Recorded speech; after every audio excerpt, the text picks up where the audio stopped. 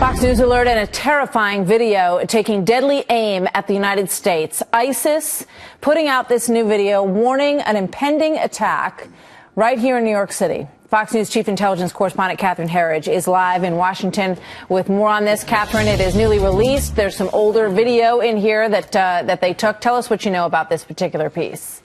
Well, based on the analysis that was done this evening, Martha, this is a video that's kind of like a mashup of something that was released in April of this year that was specifically targeting New York City. It does appear that ISIS, since the attacks in Paris, has tried to take some old video and then relay upon it some messages and images that are more contemporaneous. So they're trying to take something kind of old, recycle it to make it new. But all the analysts we've spoken to this evening don't see any new threat in this video, Martha. What about this soda pop bomb picture that we've been showing? What can you tell us about that, Catherine?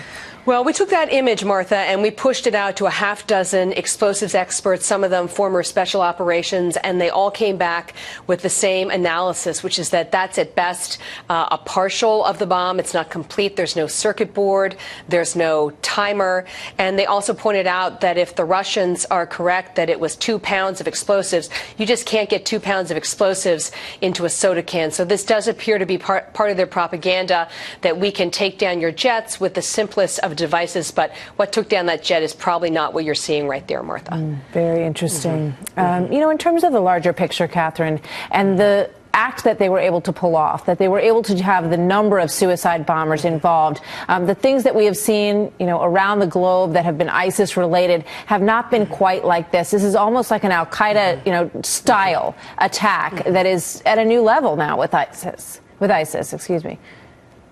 Well, the important thing here, I think, when you think about this, I'll call him the prime suspect, Abdul Hamid Aboud, based on the counterterrorism contacts I'm talking to, they don't describe him as the mastermind. They talk about him more like the Muhammad Atta of the operation. He was the guy who went out and found the field operatives, the safe houses, the explosives, but there's someone bigger behind him pulling the strings. And they take somewhat at face value the claim in the new ISIS magazine that was published online today that they probably had this in the works for the better part of a year. They think that that is realistic with the number of individuals who were involved. So what about the other people that have been rounded up and the discussion that maybe they had other attacks that were ready to go?